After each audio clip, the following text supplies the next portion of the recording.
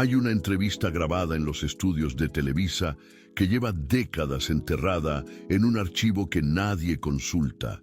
Una entrevista donde un presentador le hizo a un cantante la única pregunta que ese hombre llevaba 30 años evitando.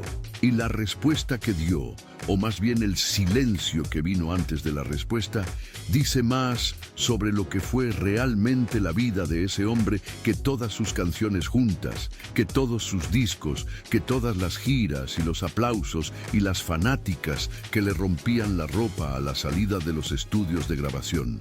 El cantante era Leo Dan, el galán que tu madre escuchaba en la cocina mientras lavaba los platos del domingo. El hombre de la voz suave que componía boleros de amor que sonaban en cada radio de América Latina durante 15 años seguidos. Y detrás de esa imagen de hombre romántico e inofensivo se escondía algo que él mismo admitió en un libro que publicó en 1987 y mandó retirar de la circulación a los 6 meses. Algo que confesó por fragmentos durante décadas sin terminar de contarlo nunca. Algo que llevó consigo hasta la mañana del 1 de enero de 2025, cuando su familia publicó un comunicado en redes sociales diciendo que había muerto en Miami a los 82 años y que había vuelto a la luz pura del Padre Celestial. 40 millones de discos vendidos, 2000 canciones compuestas, 58 años de matrimonio con la misma mujer y al final de todo eso, la historia que nadie contó. Lo que pasaba en aquella sala del barrio Roma de la Ciudad de México es de lo más oscuro que ha producido el mundo del espectáculo latino. Y no por escándalo barato ni por chisme de farándula, sino porque conecta a un cantante de boleros con la esposa del presidente de México, con un científico de la UNAM que terminó desaparecido, con un programa secreto de la CIA que tenía otro nombre público y con una mujer vieja vestida de negro que abría cuerpos humanos con un cuchillo de carnicero sin anestesia, sin guantes, sin esterilización, frente a decenas de testigos que juraban que lo que habían visto era imposible y que igualmente volvían. Hay gente que pagó con una gallina y hay gente que llegó en camioneta blindada sin placas oficiales. Hay músicos de jazz que llegaron desde Estados Unidos en avión privado y hay directores de cine que escribieron sobre lo que vieron en libros que todavía se consiguen. Y en el medio de todo ese círculo, sentado en un rincón observando, estaba Leo Dan, y lo que él hacía allí adentro es lo que él mismo confesó en ese libro pequeño que la industria del bolero mandó a silenciar y que hoy vale cientos de dólares en el mercado de coleccionistas porque casi no quedan copias.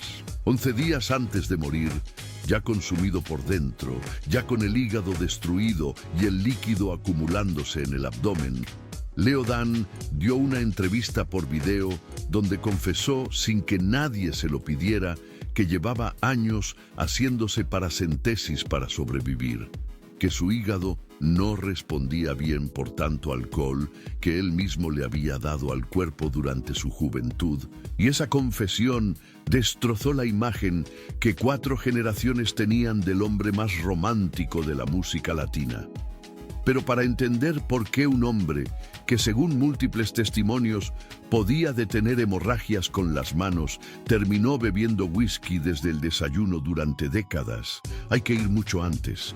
Hay que ir a donde empezó todo, a un pueblo de 200 casas en la provincia de Santiago del Estero, donde un niño descubrió que sus manos hacían algo que ni él ni los demás podían explicar.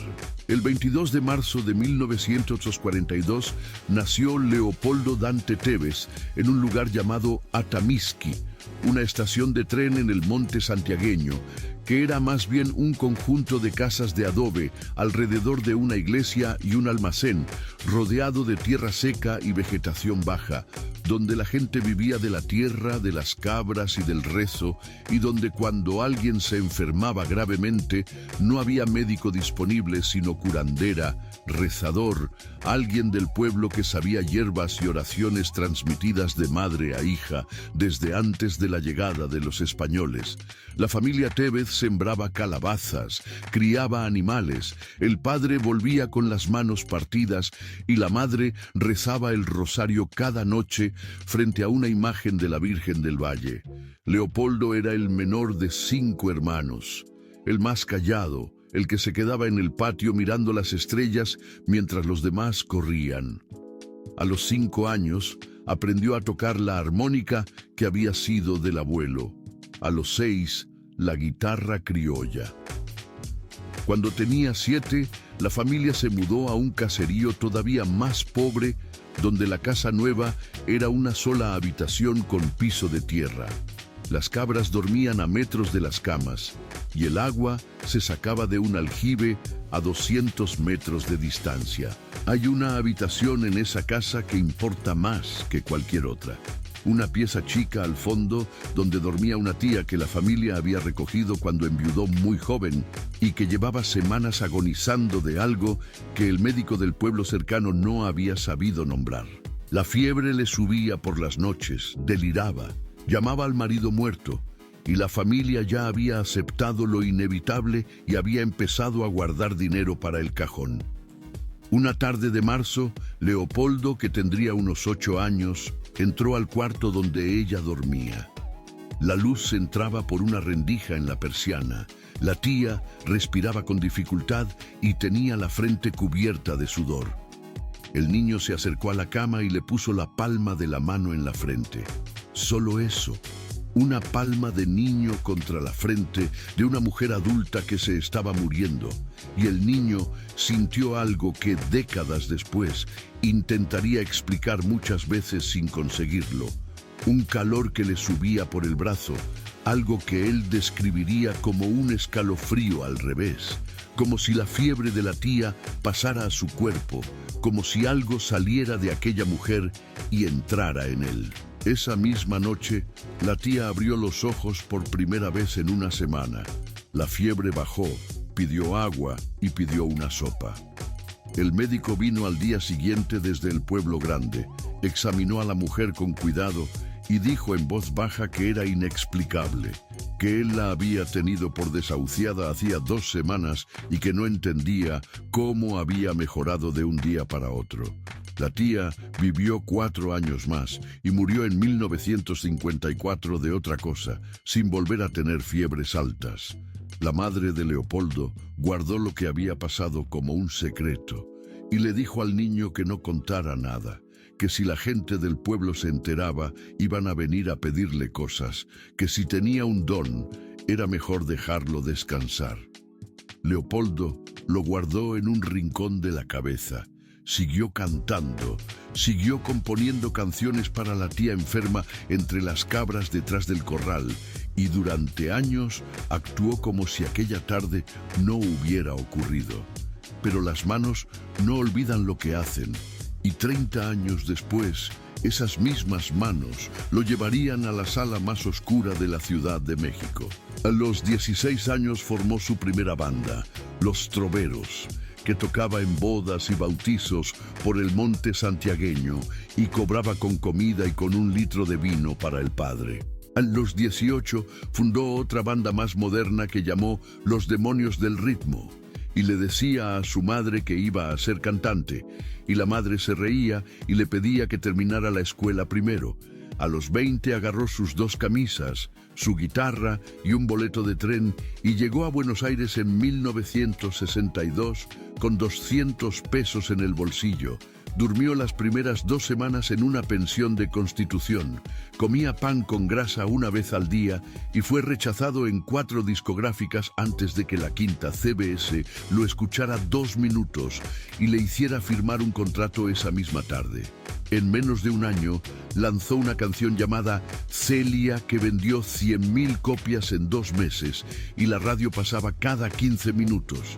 el chico de Atamisqui se convirtió en Leo Dan, nombre que armó con las primeras letras de sus dos nombres de pila, Leo de Leopoldo, Dan de Dante, porque le pareció que sonaba elegante e internacional y fácil de recordar. El éxito fue rápido y brutal de una manera que pocos cantantes latinoamericanos habían experimentado a esa velocidad. A los 22 años, llenaba teatros en Buenos Aires, Montevideo y Asunción. A los 23, tenía programa propio en Canal 9 de Argentina. Las fanáticas le rompían la ropa al salir del estudio y la policía tuvo que escoltarlo en varios shows. En Rosario, una noche, la cola para entrar al teatro tenía 7 cuadras y la prensa habló de disturbios. Y en medio de todo ese vendaval, en 1966, durante el rodaje de una película en la costa atlántica argentina, vio bajar de una limusina del estudio a una rubia delgada de 22 años llamada Marieta, reina de belleza de Mar del Plata de ese año. Le ofreció un café, hablaron 3 horas y 20 días. Después, se casaban en una iglesia chica de Buenos Aires con 15 invitados. La canción Mary, Es mi amor, la compuso esa misma noche en un cuaderno escolar, mientras Marieta dormía a su lado. Y esa canción se convertiría con el tiempo en el símbolo de algo que, después de escuchar lo que vamos a contar, ya no va a sonar de la misma manera. Después del primer hijo, Nicolás, y de 2 hijas más, Mariana y Vanessa, la familia vivió en Madrid durante 4 años, donde grabó varios discos, y en 1970, Leo Dan agarró a su esposa y a sus hijos pequeños y se fue a vivir a la Ciudad de México. Dijo que era por una gira. Se quedó 10 años, y en esos 10 años empezó todo lo que él nunca terminó de contar. Porque hay algo que ocurría en la Ciudad de México en aquellos años, algo que la mayoría de la gente de este país conoce de oídas, como una leyenda urbana que la abuela mencionaba con una mezcla de curiosidad y miedo, y que nadie se sentaba a investigar en serio. Algo que, sin embargo, está documentado en libros académicos, en archivos periodísticos, en testimonios firmados y en los documentos desclasificados de la CIA que salieron a la luz en 2017. En la Plaza Río de Janeiro, en la colonia Roma, había una casa que la gente del barrio llamaba la Casa de las Brujas, por su arquitectura de 3 torres puntiagudas que no encajaba con el resto de la avenida, construida a principios del siglo XX por un arquitecto extranjero, con pasillos oscuros y vitrales de figuras antiguas y escaleras de madera que crujían. Y en uno de los departamentos del segundo piso vivía una mujer que iba a cambiar la historia oculta de México de una manera que todavía nadie ha explicado del todo. Se llamaba Bárbara Guerrero, pero todos la conocían como Pachita, y había nacido el 12 de octubre de 1900 en un pueblo de Chihuahua llamado Hidalgo del Parral. Antes de ser la mujer del cuchillo, había sido soldadera durante la Revolución Mexicana.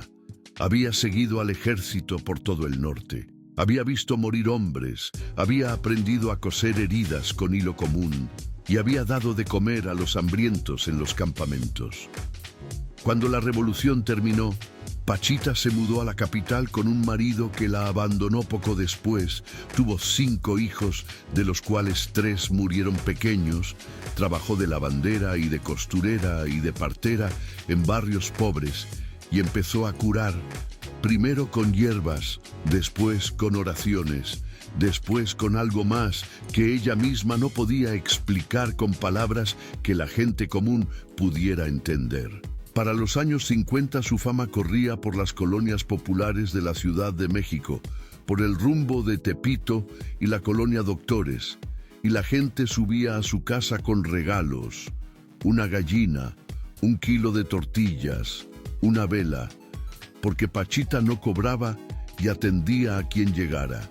Tenía el pelo blanco recogido y vestía siempre de negro, y atendía sentada en una silla de madera con un altar al fondo del cuarto, donde había una figura de Cuauhtémoc, el último Tlatoani mexica, El guerrero que los españoles torturaron quemándole los pies cuando se rehusó a entregar el oro de Tenochtitlán. La figura tenía un penacho de plumas y una lanza pequeña y un escudo, y Pachita le ponía flores frescas cada día. Decía que el espíritu de Cuauhtémoc se le metía en el cuerpo cuando operaba, que ella no era quien hacía el trabajo, que era el guerrero muerto hacía 5 siglos el que entraba en sus manos. Cuando entraba en trance su voz cambiaba, hablaba grueso y masculino, pedía el cuchillo con un tono distinto al de mujer mayor que era el suyo fuera del trance. El cuchillo era de monte, un cuchillo de carnicero común, comprado en el mercado de la Merced con cinta aislante negra envuelta en el mango porque la madera estaba rota, sin esterilizar, sin alcohol, sin guantes, y Pachita usaba el mismo cuchillo en cada operación. Lo lavaba con agua de la llave y lo guardaba en un cajón debajo del altar. Acostaba al enfermo en una cama de madera oscura cubierta con una sábana blanca sin almohada. Le abría el abdomen, la cabeza, el pecho, sin anestesia, y la gente que pasó por aquella cama juraba que sentía dolor, pero no podía moverse, como si el cuerpo se paralizara mientras la mente permanecía despierta. Decían que extraía órganos dañados y los reemplazaba por otros que aparecían de la nada, que la habitación se llenaba de un olor metálico a sangre fresca, que una asistente recogía los pedazos de carne en un balde y que cuando terminaba, Pachita cerraba la herida pasando la palma sobre el corte y la cicatriz quedaba visible, rosada y fresca, sin puntos ni vendas, y 3 días de reposo y a casa. Después Pachita se sentaba en el patio a fumar un cigarro mientras el siguiente paciente subía por la escalera. Y los que iban no eran cualquier gente de barrio pobre. Eso es lo que hace que esta historia sea imposible de ignorar.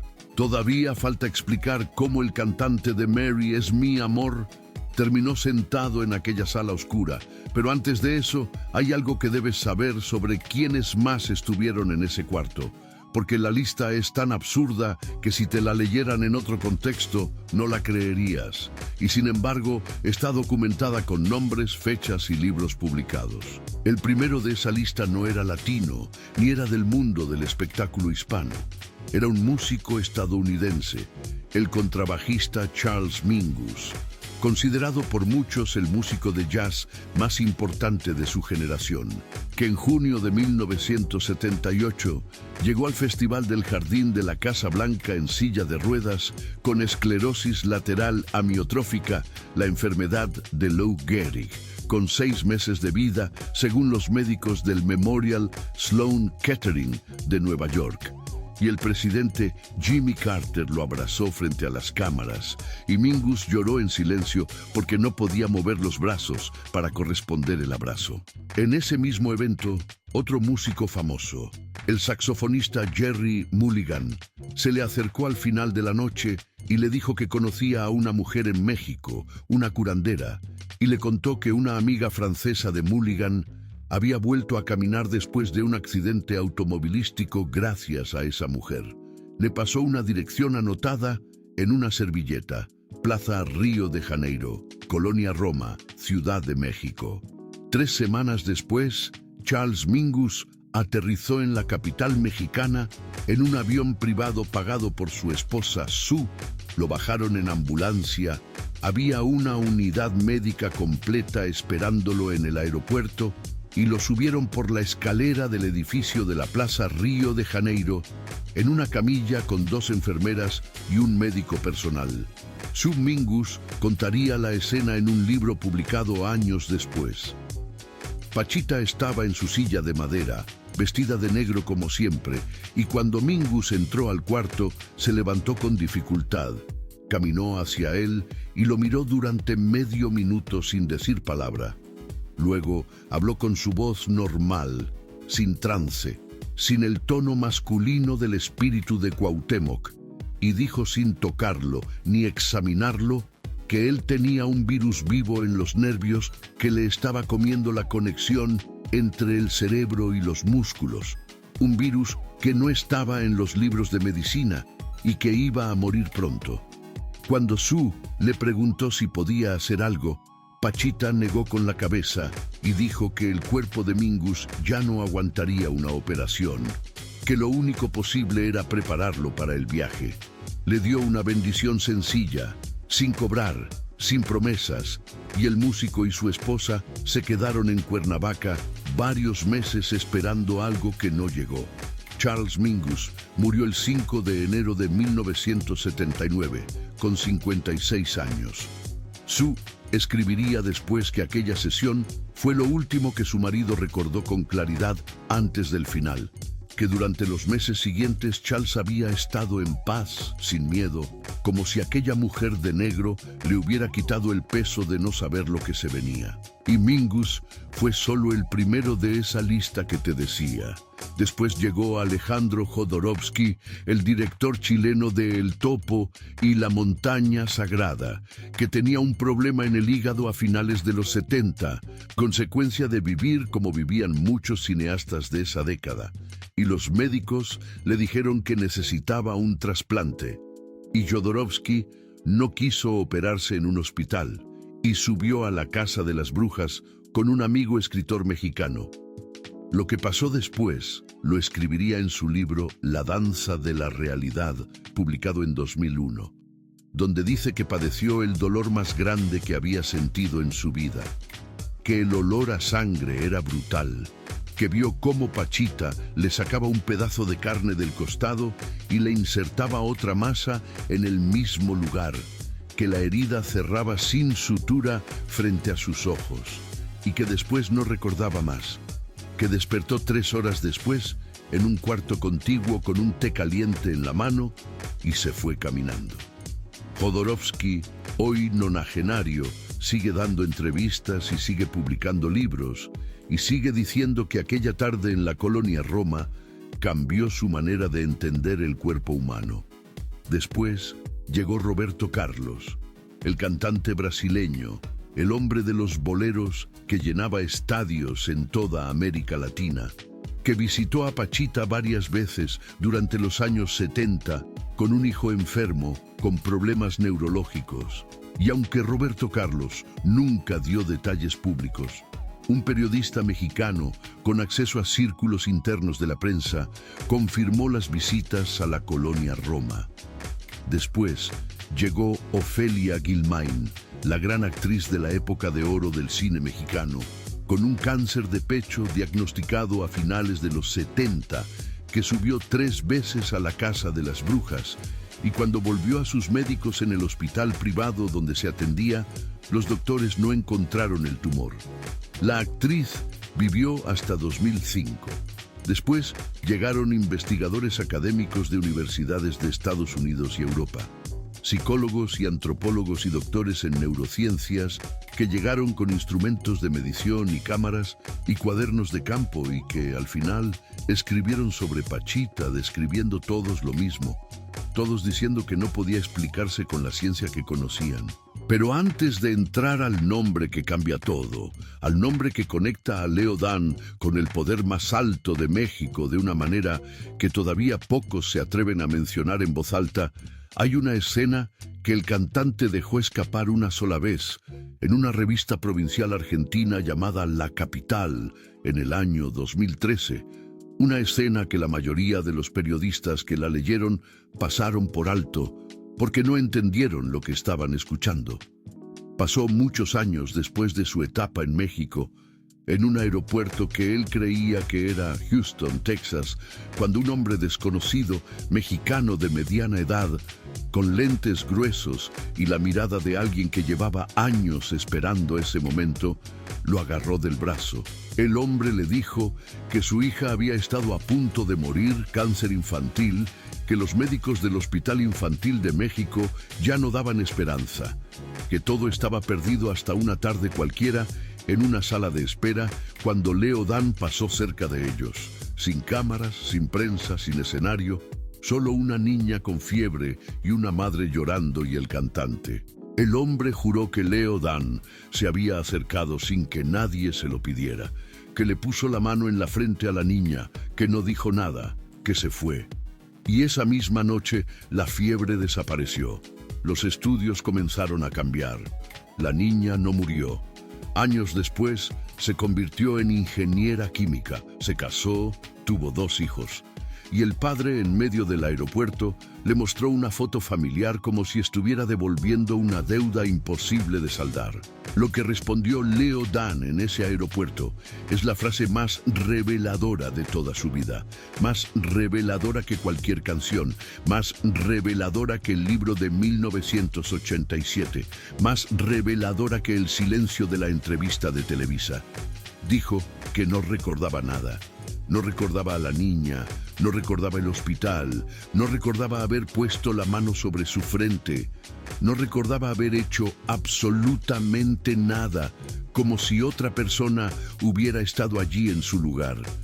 Y esa frase es mucho más perturbadora de lo que parece a primera vista, porque si Leo Dan decía la verdad, entonces durante años ocurrían cosas alrededor de él que ni siquiera él podía explicar.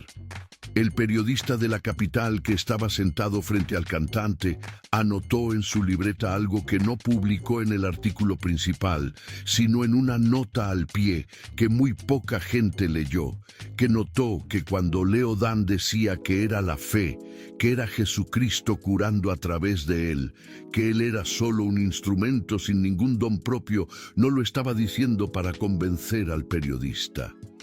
Lo estaba diciendo para convencerse a sí mismo, y esa diferencia es enorme. Leo Dan nunca en pública explicó con claridad cómo llegó a la casa de las brujas. En distintas entrevistas a lo largo de los años dio versiones diferentes. Una vez que lo llevó un periodista argentino enfermo, otra vez que un colega cantante, otra vez que un médico amigo de la familia.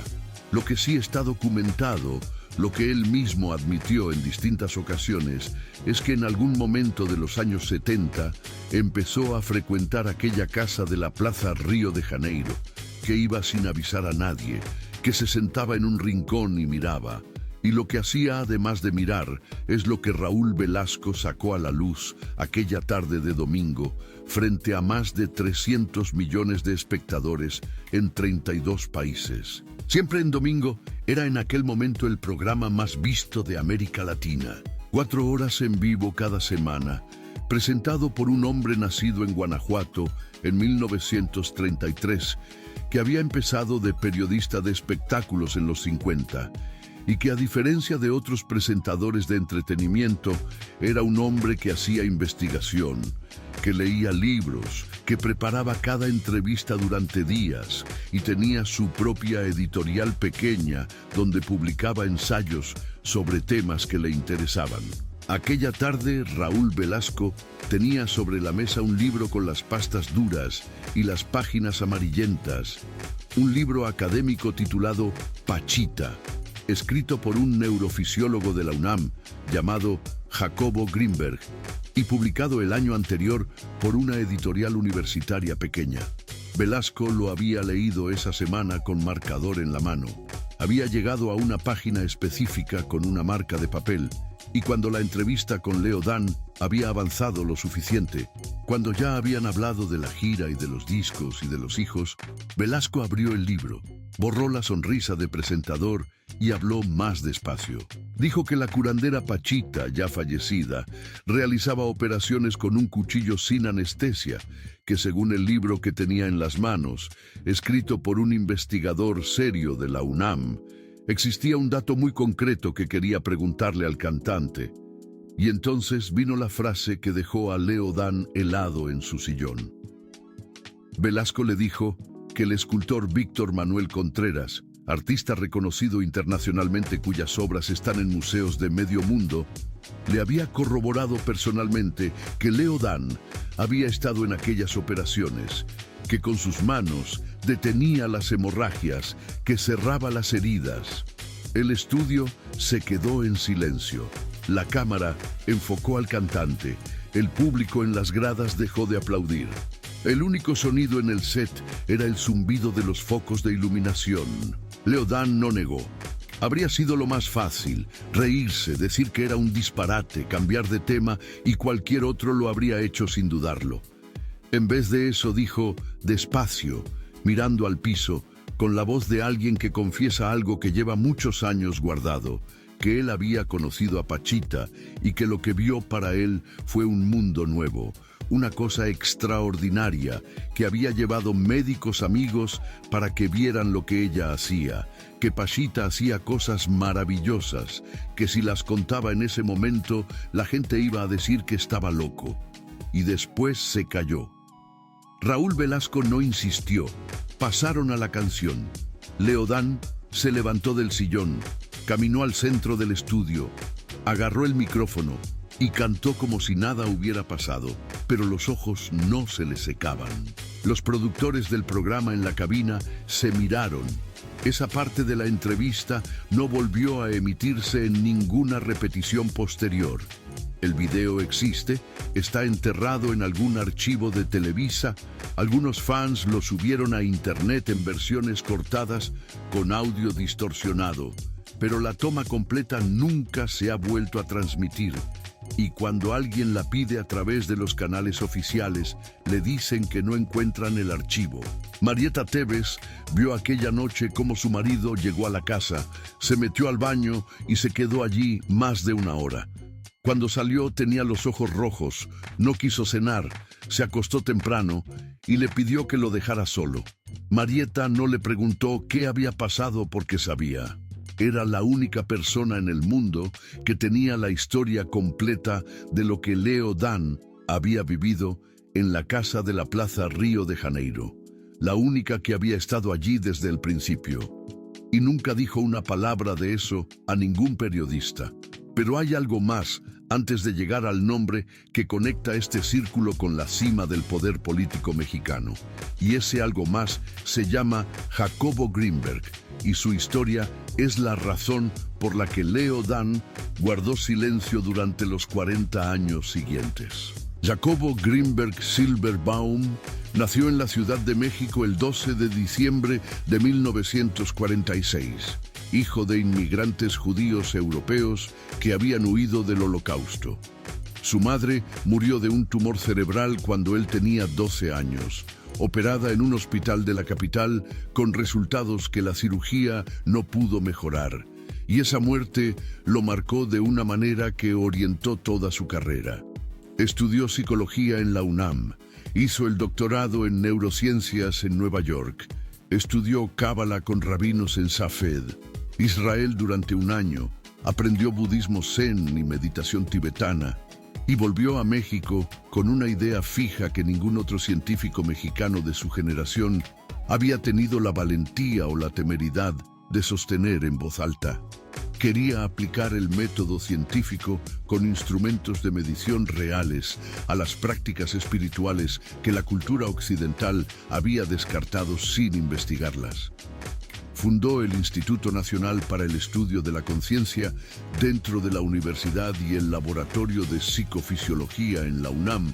Publicó más de 50 libros sobre telepatía, telequinesis, visión remota, estados alterados de conciencia y llevó la neurofisiología mexicana al mapa internacional con artículos en revistas como Physics Essays y el International Journal of Neuroscience. En 1977, la hermana del presidente de México le presentó a Pachita.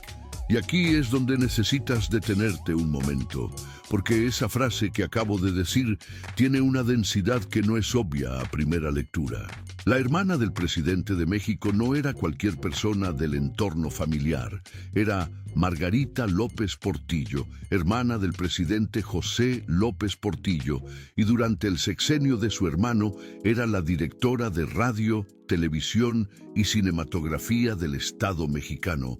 Controlaba toda la programación televisiva y cinematográfica del país, conocía a todos los artistas y presentadores y productores, y según un libro publicado años después por un periodista mexicano, era una de las personas más temidas del medio de comunicación de aquella época. Margarita López Portillo era además paciente regular de Pachita. Subía a la casa de las brujas con frecuencia y fue ella quien le presentó al joven neurofisiólogo brillante y fanático de la cábala que quería medir lo que nadie había medido. Greenberg fue a ver a Pachita con la idea de desenmascararla. Llevó instrumentos, llevó cámaras de 16 milímetros, llevó testigos. Estuvo más de un año documentando cada operación, filmó decenas de cirugías, tomó fotografías, recogió muestras de los órganos extraídos y las llevó al laboratorio. Y al final escribió un libro académico titulado Pachita, publicado en 1984, donde concluyó algo que volvió a la comunidad científica mexicana en su contra con una fuerza que pocas veces se había visto. Concluyó que Pachita era real, que las operaciones eran reales, que las muestras de tejido analizadas en el laboratorio correspondían a tejido humano vivo, y propuso una explicación que llamó teoría sintérgica, una teoría que decía que la realidad no es lo que parece, que el cerebro humano interactúa con un campo de energía universal que él llamó la látiz, y que ese campo, manipulado por una mente entrenada, permite curar lo incurable. La comunidad científica lo destrozó. La UNAM le retiró financiamiento. Sus colegas lo evitaban en los pasillos del campus, lo llamaron charlatán, lo borraron de algunas publicaciones académicas. Pero Greenberg siguió. Pidió becas en el extranjero, empezó a viajar a Estados Unidos sin avisar a sus superiores en la universidad. Hacía trayectos cortos, una semana fuera, y volvía sin decir dónde había estado. Y en algún momento, según los archivos desclasificados de la CIA en 2017, empezó a colaborar con el proyecto Stargate, el programa secreto de la CIA y el Departamento de Defensa que había comenzado en los años 50 bajo el nombre de MK Ultra, y que para los años 80 había cambiado de nombre y de estructura, pero no de objetivo. Estudiar telepatía y visión remota para aplicarlos en la Guerra Fría. Entrenar soldados para leer documentos cerrados a kilómetros de distancia. Espiar a los soviéticos sin satélites. Responder al programa paralelo que el KGB tenía en marcha. Greenberg viajaba a Boulder, Colorado, sin registrarse oficialmente con el sello de la UNAM. Colaboraba con una universidad local que tenía contratos secretos con el Pentágono. Llevaba sus archivos de la teoría sintérgica, llevaba los registros de las operaciones de Pachita, llevaba cintas de audio del trance de la curandera, llevaba muestras de tejido, y llevaba una hipótesis que, de confirmarse, podía tener consecuencias directas en el equilibrio de la Guerra Fría, la hipótesis de que dos cerebros entrenados pueden comunicarse a distancia sin importar los kilómetros que los separen, lo que llamó el potencial transferido. En sus experimentos, dos meditadores se sentaban en habitaciones eléctricamente aisladas a varios metros de distancia. Uno recibía un estímulo visual y el otro, conectado a un electroencefalograma, mostraba una respuesta cerebral idéntica, sin que hubiera ninguna comunicación física posible entre ellos. Los datos los publicó en septiembre de 1994 en la revista Physics Essays. 3 meses después, Jacobo Greenberg desapareció. El 8 de diciembre de 1994, 4 días antes de cumplir 48 años, salió de su casa en la Ciudad de México por la mañana con una mochila chica y le dijo a su asistente que iba a la universidad. Nunca llegó. Su familia tenía preparada para el 12 de diciembre una fiesta sorpresa con todos sus hermanos, sus colegas de la UNAM, sus alumnos, su hija pequeña Estusa. Greenberg nunca llegó a esa fiesta y nadie lo volvió a ver. Su esposa, Teresa Mendoza, también desapareció poco después. Algunos amigos contaron a la prensa que Greenberg le tenía miedo a Teresa en los últimos meses, que ella vaciaba la cuenta bancaria cuando él no estaba, que sacó los manuscritos del científico de la casa de la Ciudad de México y de la casa de Amatlán en Morelos una semana antes de la desaparición. Esos manuscritos nunca aparecieron. Discos duros con datos de los experimentos, tesis escritas a mano, cuadernos de campo de los trabajos con Pachita, todo se esfumó. La investigación la llevó un agente llamado Clemente Padilla en mayo de 1995. La conclusión oficial fue que no había conclusión, cero pistas, cero cuerpo, cero explicación, y la policía mexicana cerró el expediente. Pasaron 20 años. En 2017, cuando la CIA desclasificó parte de los documentos del proyecto Stargate, apareció el nombre de Jacobo Greenberg, un artículo suyo en inglés documentando los viajes a Boulder, documentando la colaboración con el programa secreto, documentando que el científico mexicano había estado dentro de ese programa durante años. El año pasado, en 2024, se estrenó un documental dirigido por Ida Cuellar titulado El secreto del Dr. Greenberg, y la hija del científico, Estusa, dio entrevistas donde confesó que en 2016, cuando la familia lo declaró legalmente muerto y pudo acceder a su cuenta bancaria, descubrió que alguien había estado retirando dinero de esa cuenta meses antes de ese momento. 22 años después de la desaparición, con la firma de Jacobo Greenberg y la única persona legalmente autorizada para retirar dinero de esa cuenta era el propio Greenberg, que estaba desaparecido desde 1994. O alguien tenía acceso a su firma, o Jacobo Greenberg estaba vivo en algún lugar que nadie conocía. Ahora volvemos a Carmen Romano. Carmen Romano era la esposa del presidente José López Portillo, una mujer culta, pianista de formación, mecenas del arte, que había estudiado en el Conservatorio Nacional y había dado conciertos privados en Bellas Artes, y era amiga personal de Plácido Domingo y Luciano Pavarotti. Y según múltiples testimonios documentados después del sexenio, era paciente regular de Pachita durante todo el mandato presidencial. Carmen Romano subía a la Casa de las Brujas con una camioneta sin placas oficiales, sin guardaespaldas a la vista, aunque 4 hombres del Estado Mayor Presidencial vigilaban el edificio desde un auto estacionado en la esquina. Y entraba por la puerta de servicio y Pachita la atendía sin público y después salía como si nada hubiera pasado. La gente del barrio la reconocía y se hacía la desentendida. Era el secreto a voces de la colonia Roma de aquellos años. Esta es la conexión que conecta todos los puntos del mapa, porque Margarita López Portillo, hermana del presidente, controlaba Televisa de facto durante el sexenio de su hermano. Y Televisa producía Siempre en Domingo, y Siempre en Domingo era el programa de Raúl Velasco. Cuando Velasco confrontó a Leodán en vivo sobre Pachita, lo hizo después del sexenio. Cuando Margarita ya no tenía el poder formal sobre los medios, pero la red de protección seguía intacta. La gente que había estado en aquel círculo seguía protegiendo el secreto, y por eso la grabación completa nunca volvió al aire.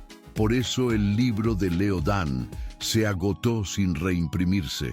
Por eso ningún periodista de los grandes medios mexicanos publicó nunca un reportaje serio sobre Pachita durante los años 70 y 80. Y por eso Jacobo Greenberg, el único que documentó todo con rigor científico y firmado y con muestras de laboratorio, terminó como terminó. El libro que Leodán escribió en 1987 se llamaba Un pequeño grito de fe. Lo publicó en una editorial católica pequeña de Buenos Aires llamada Bonum, tirada de 5.000 ejemplares, sin promoción en televisión ni entrevistas en radio, con una portada sencilla de cruz dorada sobre fondo azul y 180 páginas que contaban en primera persona su relación con Pachita, las cosas que vio, las cosas que sintió, la gente que se le acercaba pidiéndole que la sanara, y su confesión final de que él mismo no entendía qué pasaba con sus manos, pero que tenía miedo de averiguarlo.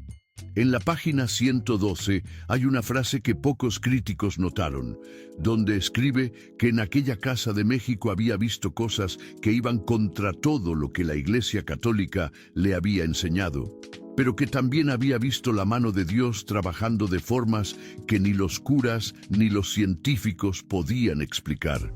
El libro se agotó en 6 meses. La editorial pidió permiso para reimprimir, y Leo Dan, según el testimonio del editor que circuló años después, pidió que no se reimprimiera, pidió que se retirara de la venta, dijo que se había arrepentido de algunas frases. Las copias restantes se distribuyeron entre conventos católicos de Argentina y se acabaron. Hoy una copia original cuesta cientos de dólares en el mercado de coleccionistas. Una de ellas, según un dato en una tesis universitaria, está en la biblioteca personal de la familia López Portillo en la Ciudad de México. Aquellas anécdotas de gente que se le acercaba con enfermedades eran muchas y venían de muchos países. En Argentina lo perseguían enfermos. En México lo señalaban con el dedo en los aeropuertos. En España, durante los años que vivió allí, una mujer de Málaga llegó a publicar una carta abierta diciendo que Leo Dan le había sanado un tumor en el pecho con solo darle un beso en la frente al final de un concierto. Una carta que circuló en una revista pequeña de la Costa del Sol y después desapareció. Leo Dan no podía con eso. No podía con la pregunta de qué le pasaba a sus manos cuando tocaba a alguien enfermo. No podía con la distancia entre lo que sentía y lo que la fe que profesaba le decía que era posible. Y encontró una manera de apagar ese ruido que funcionó durante décadas y que al final lo destruyó por dentro. El cura de su parroquia en Buenos Aires, un hombre que lo confesó durante 40 años, le había dicho una vez en privado, según un testimonio recogido por un biógrafo argentino, que el alcohol era el escudo de Leo Dan contra algo que él no quería aceptar. El 22 de diciembre de 2024, Leo Dan dio una entrevista por video con la presentadora española Alejandra Rubio. Ya estaba en su casa de Miami. Ya había suspendido los últimos shows de su gira de despedida. Ya pesaba menos de lo que había pesado en 50 años. Tenía la piel amarillenta, le costaba respirar. Hablaba pausado con la voz baja, como si cada palabra le costara aire. La entrevista debía ser corta, una promoción rutinaria del cierre de gira, y la presentadora le preguntó cómo se sentía, y Leo Dan soltó algo sin que nadie se lo pidiera. Dijo que se acababa de hacer una paracentesis. Para quien no conoce ese procedimiento, hay que explicarlo, porque la explicación cambia la imagen del hombre que se está muriendo en Miami dando esa entrevista. La paracentesis es lo que se le hace a las personas con cirrosis hepática avanzada, cuando el hígado deja de funcionar bien y el líquido se acumula en el abdomen y lo hincha como un balón. Los médicos meten una aguja gruesa por la pared del estómago y van sacando ese líquido, a veces 2 litros, a veces 5, y hay que repetirlo cada pocas semanas porque el líquido vuelve a acumularse. Leo Dan dijo sin filtro que le sacaban líquido del estómago cuando se le acumulaba, que su hígado a veces dejaba de responder. La presentadora se quedó muda. Leo Dan siguió hablando despacio, con el pudor de un hombre viejo que sabe que se está acabando. Dijo que había estado 2 meses internado en un hospital, que estaba anémico, que le tuvieron que hacer muchas cosas para recuperarlo. Y entonces vino la frase que quedó grabada en cada periódico hispano del día siguiente. Dijo que su hígado no respondía bien por tanto alcohol que él le había dado al cuerpo en su juventud. Las personas que estuvieron cerca de él en los años 70 y 80 confirmaron después que Leo Dan tomaba whisky desde el desayuno, que llevaba siempre un termo con licor en sus giras, que en Atamisqui los amigos de la juventud recordaban cómo el cantante volvía cada cierto tiempo y se encerraba a beber con ellos varios días seguidos, que Marieta llamaba a sus amigas para pedirles que lo cuidaran, que en alguna ocasión durante una grabación en Madrid lo internaron en una clínica privada para que se desintoxicara antes de seguir grabando. El alcohol era lo único que silenciaba la corriente que él decía sentir cuando alguien enfermo se le acercaba. La única manera de apagar lo que no quería entender, ni aceptar, ni rechazar. Y eso lo mató de adentro hacia afuera durante 50 años. El cuerpo de Leo Dan se destruyó por dentro con cirrosis, diabetes, hipertensión y anemia.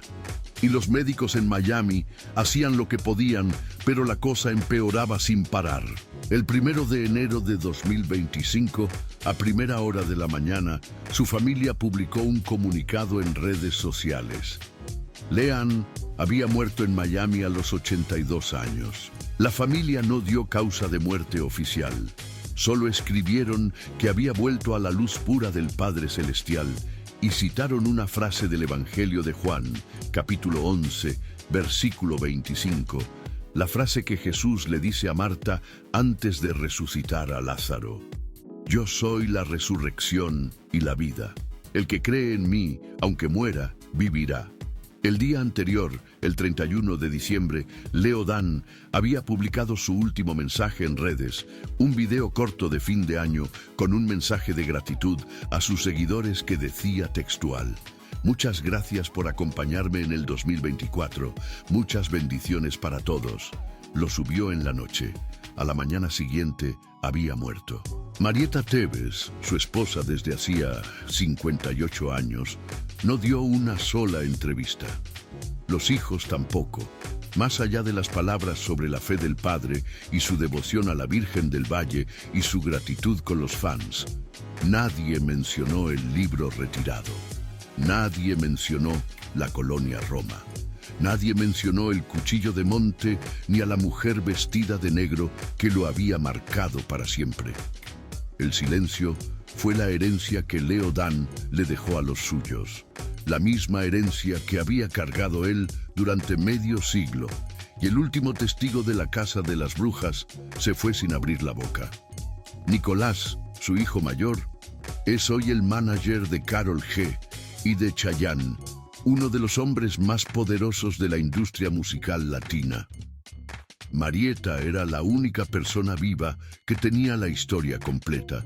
Pero Marieta era una mujer educada en otra época. Una época donde la esposa de un cantante no hablaba en público sin permiso del marido. Y el marido ya no podía darle permiso. Hay que hablar de las fechas finales porque juntas forman un patrón que es difícil ignorar. El 29 de septiembre de 1979, 8 meses después de la muerte de Charles Mingus, Pachita murió de causas naturales en la Ciudad de México a los 79 años, y sus pacientes famosos no fueron al funeral, solo unos cuantos vecinos y una hija discreta que vivía en provincia. El 8 de diciembre de 1994, Jacobo Greenberg desapareció sin dejar rastro.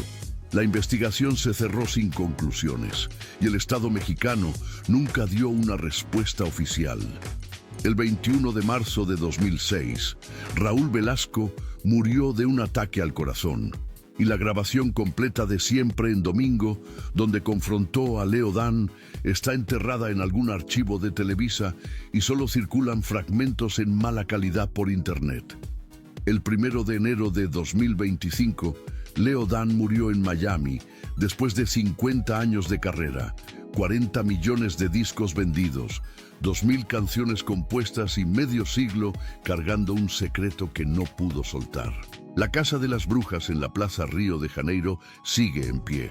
Hoy es un edificio de oficinas. Los inquilinos no saben lo que pasó allí.